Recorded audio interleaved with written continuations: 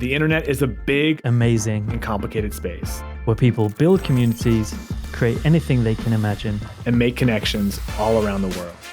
I'm John Starr, advisor at Thorn. I'm Polgar Halai, senior manager of partnerships at Thorn.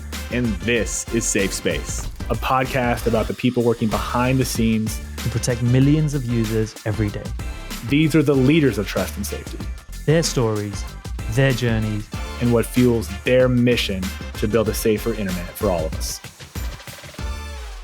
All right, John. So we're about to welcome David Ryan Polgar to Safe Space. I met him a few weeks ago in New York. He's super excited to be on. He's an attorney. He's a community builder, and super excited to have him on to share his thoughts. So cool, let's do this. David. Let's do it. Thank you for having me. It's going to be a good conversation. Really appreciate all the work that Thorn is doing. I know we've got a lot of chances to collaborate in the past, so really excited about today's discussion. Welcome, David. As a fan and follower of All Tech is Human, I'm extra excited to talk to you today, to get to meet you, I guess, sort of in person for the first time. It's close enough, but hopefully in person sometime soon. Indeed. As you know, this podcast is really about the humans working behind the scenes in trust and safety that are writing policy, enforcing it, working on product interventions. And now you are a self-proclaimed not a tech guy. In fact, you're an attorney and educator, yet you've managed to really build a community of folks adjacent to our field. And that community that you've created continues to mobilize and really create a lot of powerful commentary and powerful discussion with respect to our field. Before we jump into your journey, I'd love for you to take a moment to really outline what All Tech is Human is and what a day-to-day in the life of David looks like. The day-to-day is actually quite busy, but I take that as a good thing. For example, I DM somebody on our Slack. We have a very large Slack community, about 12,000 members across 107 countries. And John, you were talking about me not having a tech background. Well, turns out a lot of people in trust and safety don't have a traditional tech background. So even my background as an attorney, frankly, is very common in the trust and safety space. You have a lot of people who are attorneys, who have a policy background. They usually just don't put that very forward. So they're going to drop the Esquire or the JD behind their name. But just generally speaking, when we're talking about All Tech is Human, which I founded here in New York, where I'm speaking to you from in 2018, really saw the need to bring all these humans together, all these different backgrounds, to actually surface important values, tensions, trade-offs, and best practices. Especially when you have an area like trust and safety that deals with the speech online, safety online. These are all very subjective areas where we need to actually come together and say, what are our shared values? What does a better web experience look like? These aren't something that we would just want to have one person decide. So in fact, I would argue that a lot of problems that have plagued social media since its founding have happened because we've over-indexed on a certain technical background. And I think one of the big things I've noticed with All Tech is Human, really one of the privileges that I have is I get to interact literally with thousands of people, right? Mm-hmm. Which is kind of cool. But one of the things you notice is, frankly, there's a lot of frustration in the space because a few years ago, you had a lot of the leaders of large tech companies effectively say, hey, we couldn't have predicted the problems that have happened with social media. We couldn't have predicted all of these ways that bad actors could abuse a system. But you always had people on the side who were saying, hey, hold on here. Have we thought about all the ways that this could be abused? Have we thought about the education that needs to happen in school systems? Have we thought about how we empower youth to make better decisions? Have we talked about the business structures, right? Like these are complex tech and society issues. These are not just technical types of scenarios. So I think that's the misnomer that we really want to disabuse ourselves of, because I couldn't agree more. yeah, when you talk about Yeah. tech, and even all tech is human, right? It's got tech in the name. And one of the funny parts is tech is a loaded word. I remember in 2012 when I really started getting active in the space, and I think I did a TEDx, and that caused a few groups to reach out, and really caused a lot of speaking opportunities and consulting and things of that nature. So one of the issues I had early on is, because we're talking about social media, emerging technology, they would basically say, we've got David Ryan Polgar. He's coming to us. He's a tech expert. He's a gadget guy, right? So at the time, Right. they were always just thinking tech and, hey, 100%. what's the newest app on your phone, as opposed to saying, how is this technology affecting how we live, love, learn, even die? How is it impacting human connection, communication? How do we create that's safer type of experience? So I really had the opportunity to get involved with a lot of startups kind of early on who are thinking about trust and safety, and one thing kind of leads to another as you grow inside this ecosystem. Yeah, and clearly, speaking as another self-proclaimed not a tech guy and certainly a problem finder, I can totally resonate with the concepts that you brought up. And clearly, you've spent a lot of time thinking about these issues, building community within these issues. And for me, I want to take a step back. I want to really, clearly, you're a community builder. Yes. Did your ambitions as a young person reflect that? What were some things as you were growing up and starting to plot a career path out in this space, or just in your space? What were some ambitions that you had? I always wanted to bring people together. I always saw complex issues as benefiting from a diverse range of thoughts coming together. So even before I got into this specific space of responsible tech and trust and safety, responsible AI, right? They all kind of merge. I always was holding kind of these mixers when I was living in Connecticut. So now I live in Manhattan. I used to live in West Hartford, Connecticut, grew up in upstate New York. But during that entire time, I would always want to create social gatherings, because books that really influenced me would be ones like Sherry Turkle's Alone Together or Bowling Alone by Robert Putnam. So I think one of the important parts that I think some people get with All Tech is Human is that it is merging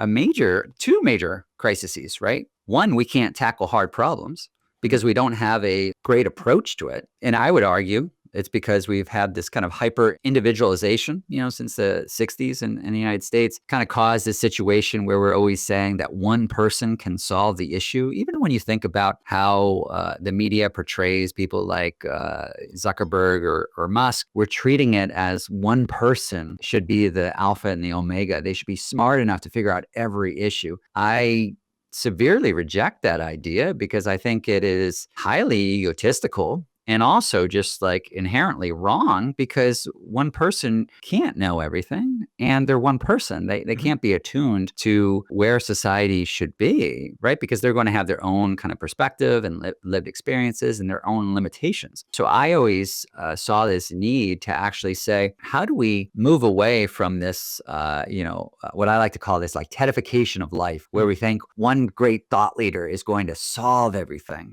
No matter how smart I try to be, right? And I read for hours every day. Every day I wake up and I read the New York Times, the New York Post. You feel like you can't keep up. But no matter how much you try to educate yourself on these issues, you're always going to need other people's ideas and perspectives. So to kind of go full circle with that, when I was thinking about All Tech is Human, again, as I mentioned, started in 2018, I was really trying to combine this crisis of connection with the fact that we have these hard problems, like the rise of CSAM on, social media platforms and the internet at large and the dark web. Those two are directly connected because everything deals with technology now. Everything is filtered through tech. It affects every aspect of our lives. And also, one of the reasons why we can't solve these issues, in my opinion, is because we don't come together to actually weigh these different trade-offs. So even when you talk about areas like some of the struggles with social media platforms and the distribution of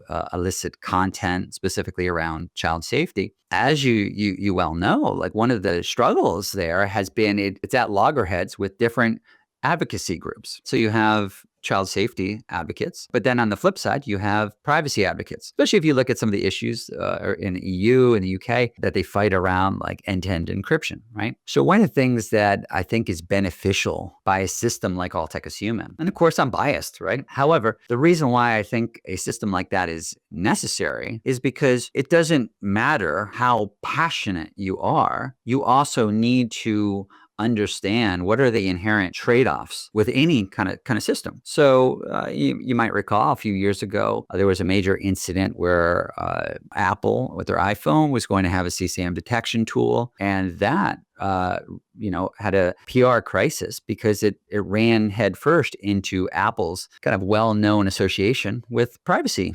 advocates. Obviously, those two are not mutually exclusive, right? It's not a binary decision between privacy and child safety. However, because it wasn't able to successfully weave in these inherent trade-offs and then deal beforehand with some of these major issues, it became very unfortunate where something that could be really beneficial to the safety of children, and which is a bipartisan issue, which is something that everybody, no matter where they are in the political spectrum, cares about kids, Sure. right?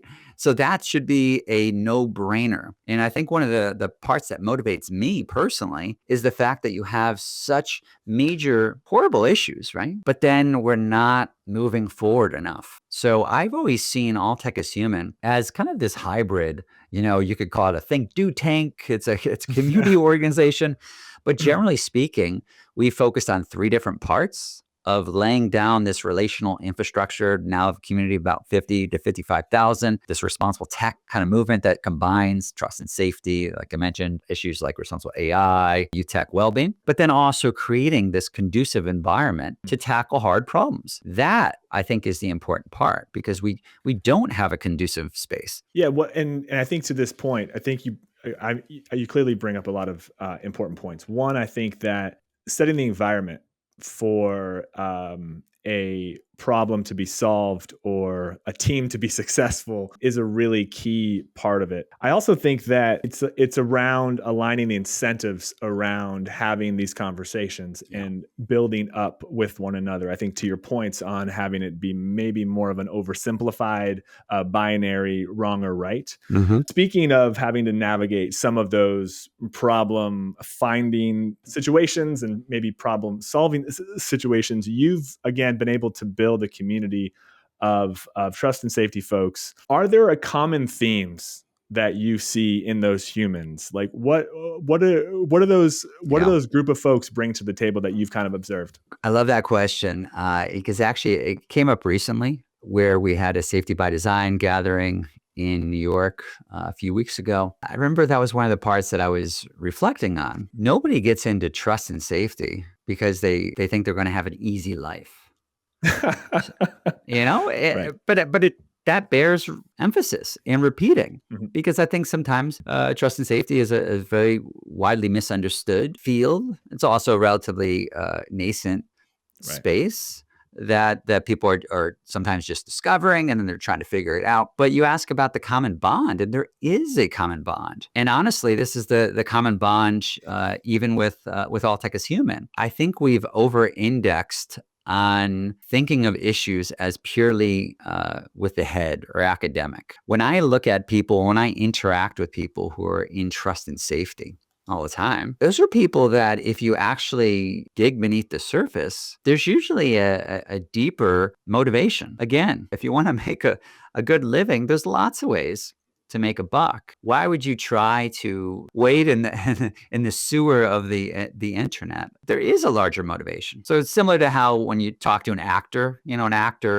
they base everything on what's your motivation. So it's something I like to kind of think about. So when I think about the motivation of people who get into trust and safety, it's not usually said out loud, but when you actually sit down and have a beer with somebody, you start finding out that these are really important issues because they probably came up in an age like I did, where you viewed the ability to connect one another across the globe as a net positive, as something that could lead us to recognize that we have less differences, that it could allow us to easily communicate with one another. So whether you were in, Kenosha, Wisconsin, or upstate New York, where I grew up in Oneonta, New York, you had access to the world's greatest scholars' information. It's what they called the information superhighway at the time. Yeah. The idea there is that a lot of people I find who are in trust and safety are trying to get back to good, because what we've created, if you think about that, right, the ability to connect one another with the web and what we've done with social media, I do think personally it does have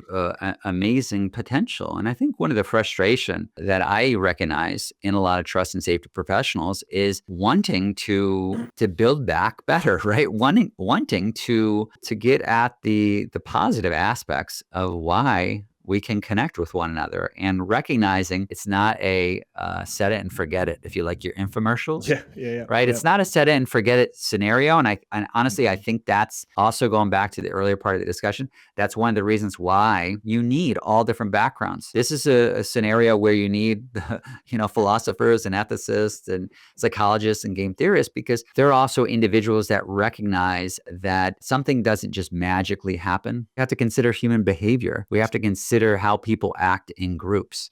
We have to consider vulnerabilities. That's not a strict technologist type of background, which is why trust and safety is such an important field, because so many different backgrounds come together.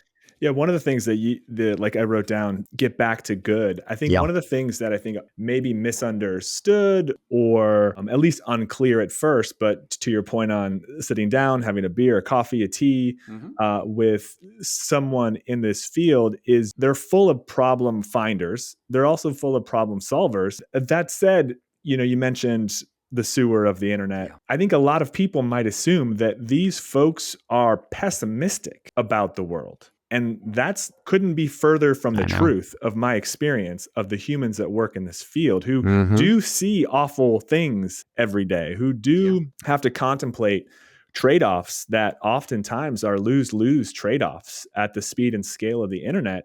And yet they remain incredibly optimistic about the internet, incredibly optimistic, generally speaking. This idea of getting back to good and understanding the power of the internet and the future of the internet and how we can shape that today. You mentioned in a few talks that, you were framing the community as the community attached to power. I would love for you to touch on that for kind of a moment. And is there anything surprising or transformative that you've experienced throughout building this community attached to power that you'd like to share? I like to say that my life is filled with dissonance. And honestly, I think this is very common for everybody in trust and safety who's tangentially related to trust and safety. There's tremendous highs and lows. On one hand, you're constantly knee deep in tragedy. You're dealing with how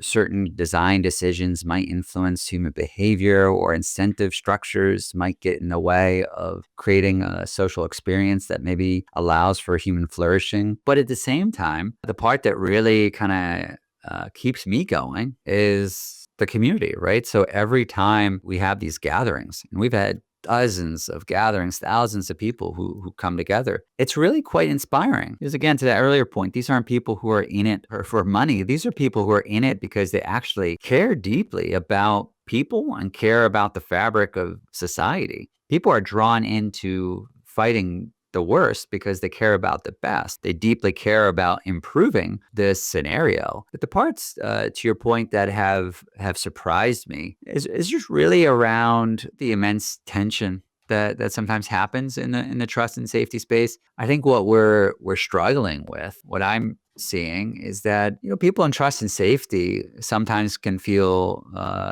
attacked from multiple angles. And it's a highly stressful field. You can get PTSD. Early on, people were talking about this. So before Casey Newton, when he had a pretty well-known article when he was with The Verge, there was also Sarah T. Roberts, a researcher at UCLA, who came out with a documentary called The Cleaners to feature some of her work, but really just talking about the fact that there's always a human kind of involved in this. So the part that I think has surprised a lot of people is that AI has not been as effective as a lot of people predicted around removing humans from having to deal with the worst of the worst. And I would also throw in there that this is why I think we're starting to allow more conversations around friction and the importance of friction. So obviously a famous incident dealing with trust and safety was a few years ago with the Christchurch incident that led to the Christchurch call. When you think about that, one of the struggles was that so many of these horrendous videos could get quickly uploaded and re-uploaded to YouTube. So it was a whack-a-mole scenario where they would take down a video and then someone would upload a video. So really there you have a very similar scenario with what happened with the time delay rule in live television. That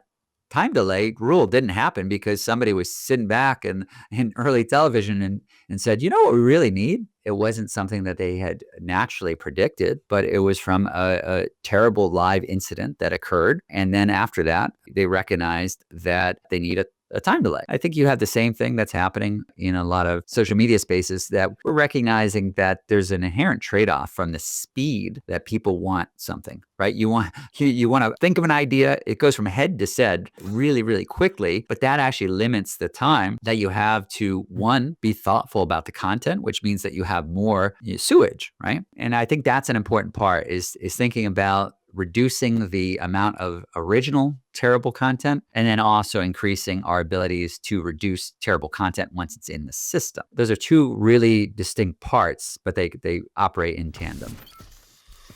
A safer internet doesn't happen by accident. It takes dedicated people and purpose-built solutions. That's where Safer comes in. Built by child safety technology experts using predictive AI and proprietary hash matching, Safer helps detect child sexual abuse material and exploitation at scale.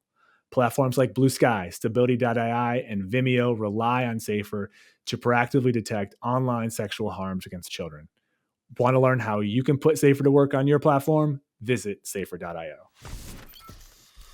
So, David, I'm hearing lots of themes where you're talking about responsibility, right? So we're building this tech. What did you say? It goes from head to said very quickly. I'd love to get your thoughts, on what does that mean, right? Responsible tech. We hear ethical AI, responsible AI. We hear that everywhere now. So I'd love to get your take on what is responsible tech and how has that definition changed over time? I view a responsible tech as creating a technology that is aligned with the public interest. That is different than the kind of AI for good and tech for good movement, which sometimes is usually around like how do we have something that maybe is more environmentally friendly or something similar. I've always viewed responsible tech as recognizing that society needs to come together to embed their values in the technology, and also recognizing inherently that tech is intertwined with the future of democracy and the future of the human condition. So I think that's an important part too. So that was one of the reasons why we've really kind of honed in on the term responsible tech. When we first started in 2018, held a summit in the fall of 2018 in New York. And a lot of competing terms were going around at that time. So our very first summit was actually called a ethical tech summit. But one of the issues that I saw right away was that sometimes ethics as a term can really cause a lot of semantical arguments, which are great from an academic perspective. and important and interesting. However, my argument is that we know there's a problem. It's less about verbiage and more about reducing harms and increasing a more proactive approach to make sure that our technology is thoughtful and we're considering its potential adverse impacts and ways that it can go sideways. We were very intentional about responsible tech, and that's why we created a responsible tech guide. First came out in September 2020, a new version every September, and then responsible tech summit, responsible tech mixers, right? So really using that as a clear call. And another kind of important part is I've always intentionally used responsible tech as a quote unquote umbrella term that encompasses areas of trust and safety and responsible AI and youth tech, well-being, technomocracy. There was a lot of confusion at first. And honestly, I personally got a lot of pushback where people say, wait a minute, responsible AI, youth tech well-being, how are they similar? Well, think about the way that social media has evolved. Every social media platform is now utilizing generative AI. Those communities that were focused, really like sub-communities, focused on responsible AI versus ones who were focused on like youth tech well-being, they weren't interacting enough. The reason why I started All Tech is Human is because I viewed a need to actually bring together all these different communities that I think can benefit from cross-pollinating ideas. So all different backgrounds, different experiences, but it benefits by being together in the same room. I think it was that kind of drive that brought our two organizations to come to work together more recently. So we're around, I think, a year on from our Safety by Design initiative with All Tech is Human and Thorn. The initiative was around AI-generated CSAM being so in vogue recently, right? So I'd love to hear how you brought together with Thorn, how you brought some of the biggest platforms in the world together, and what this means to you personally, because this is such a big initiative. I'd love to hear your take. Well, the biggest shout out needs to go to Dr. Rebecca Portnoff, who is just a trailblazer, but also Rebecca and I really get along because we both email a tremendous amount and really quickly. On one hand, maybe that seems like a slight aside, but it actually isn't, because when you talk about trying to get all these major platforms involved, I think sometimes we discount grit.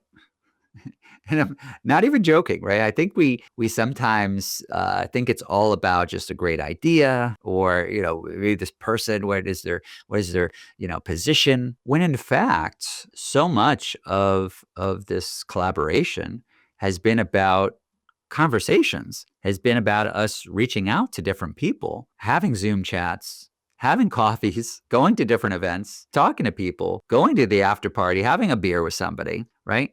Relationships really matter in terms of what you're going to accomplish. So to your point, that's one of the reasons why we were able to get Google, OpenAI, Anthropic, Meta, Microsoft, Amazon, and others to kind of agree publicly to those standards around reducing harms against children and the generative AI scenarios. And I think what was also beneficial at that point is this was first released in April of 2024. So relatively speaking, early on for the public awareness of a lot of these issues. So it was actually like right as some of the notification app were taking off, and there was a big incident in Spain and a few other school districts.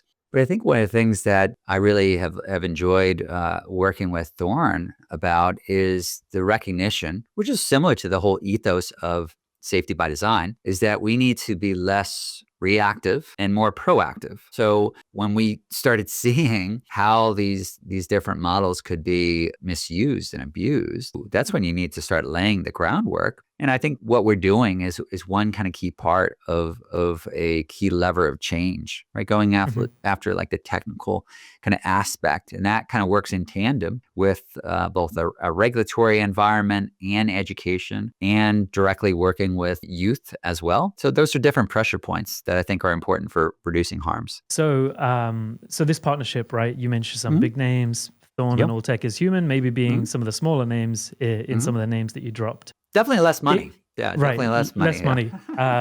And I think it can sound a little bit abstract, right? There's this big partnership. We're using words like safety by design. Yeah. Talk to us a little bit about what specifically is All Tech is Human and Thorn doing that is specifically helping trust and safety teams? Because we are not a trust and safety team, right? But Right. we are able to help them in ways that they may not understand. So talk to us a little bit about that. Definitely. Yeah. Well, one of the biggest parts was that working with Thorn, I'll take a human, and Rebecca Portnoff really taking kind of that lead, putting together a working group that led to the Safety by Design paper that came out at the same time.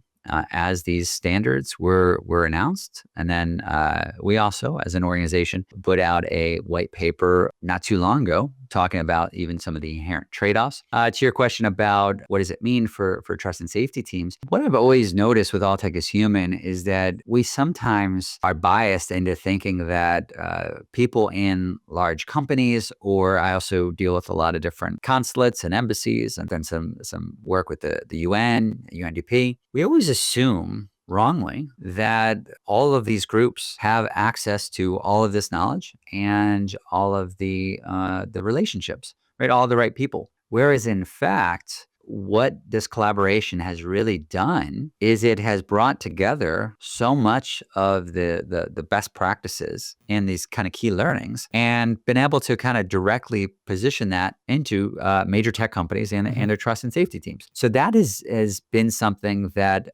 we've always tried to establish, right? So All Tech is Human is kind of positioned somewhat uniquely as a agnostic connective tissue between society, government, industry, and academia. A situation like this with the partnership, it allows for more of a perpetual learning process that then gets distributed to key individuals that need to have this information. That is a huge kind of part, because I think a lot of times, an organization might create this great piece of content, but then is there a way to also make that learning bi-directional and get feedback and then perpetual learning? So I think that's something that is really important with this partnership, is constantly assessing what's working, what's not, and then retooling and then redistributing some of that knowledge. I think that's going to be key. And you also, quickly, you asked about these concepts can sound abstract. And that's totally true. I think that's been one of the problems with a lot of this area is, one, I think around child safety is the fact that people like to put their head in the sand. The issues are so dark that it's easier to have ignorance than to actually recognize it and say, oh my God, what are we going to do about this? But two, I think the other issue is that we haven't always benefited from collective intelligence. And that's where I see a lot of benefit. I've always designed All Tech is Human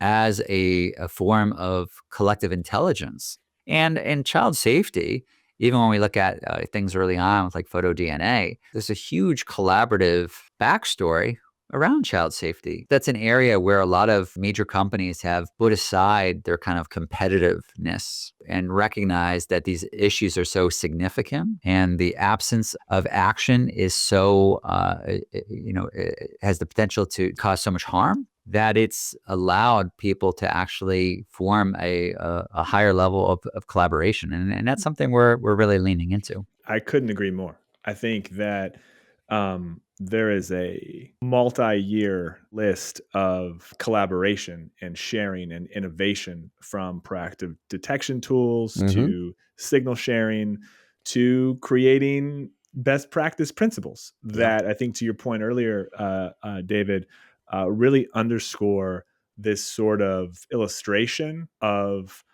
creating the environment to solve problems. And so really have appreciated the time that you've spent with us.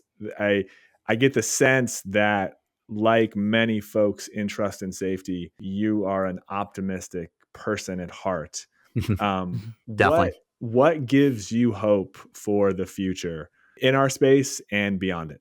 What gives me hope is that 18-year-olds are talking about trust and safety. We honestly can't keep up. Like I'm talking to a lot of funders to grow capacity for All Tech is Human, solely because so many people reach out and say, how do I get into trust and safety? So we're dealing with this kind of like sonic boom, so to speak, that it became a big topic, and you had a lot of pioneers in the space. And I think that's also one of the struggles, right? Is how do you build a pipeline when it happens pretty quickly? So now you need education to kind of come in and form these kind of like pathways. But what gives me hope to that question is that the interest level couldn't be higher.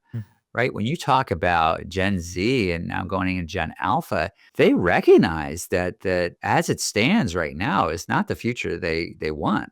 I mean, they're actually, being given a scenario where they're saying, wait a minute, this is really important. We have to get this right, because they're too young to recognize a time when everybody thought that social media would lead to flourishing democracy. They're growing up in a time period where it's not being kind of weighed with the positives or the enthusiasm that happened when social media really started taking off. But the optimism really comes from the fact that everybody is reaching out. I can't take enough calls. That's why we've tried to create mentorship programs, and about I think 1,500 people have gone through. That's the future. So I think the future is in good hands if we can stick the landing. So I'm not Pollyannish. However, it's not like I'm talking into a vacuum. We're going to gatherings, and everybody, they don't want to leave. I have to kind of kick people out the door and play like Nickelback or something to get them to leave. But that's also really cool because they want to get involved. Like, that's something we have to recognize. It does put a smile on my face because that showcases that all of these people who have laid the foundation in trust and safety, they've opened up doors for the next generation. So it's kind of comical because so many times you'll have a college student who will talk to somebody who's really established in trust and safety, and they'll kind of say like, all right, what should I do? Give me this advice. Oftentimes for that trust and safety leader, right? It was such a newfangled area that all of these pathways are being built now, which is really kind of cool to see, because you had so many people who deeply cared about building a better online experience and reducing harm. We've created an entire new field that I think can thrive if we protect it, if we recognize its importance. David, thank you so much for your time and for your commitment to this space. I've been to several All Take As Human events myself in person, and the energy is palpable in the room, and I think that comes from your commitment to this work and to this space. So thank you for saying that. That means a lot. Thank you so much for your time and for sharing your thoughts with us. No, thank you. It was a crucial conversation to have, and I hope more people listen to it, and then they become the future's trust and safety leader. To our listeners, thanks for being part of the conversation. If you enjoyed today's episode, please be sure to like, subscribe, and leave a review on your favorite podcast platform. If you want even more from today's guest, be sure to check out our lightning round Q&A session on YouTube.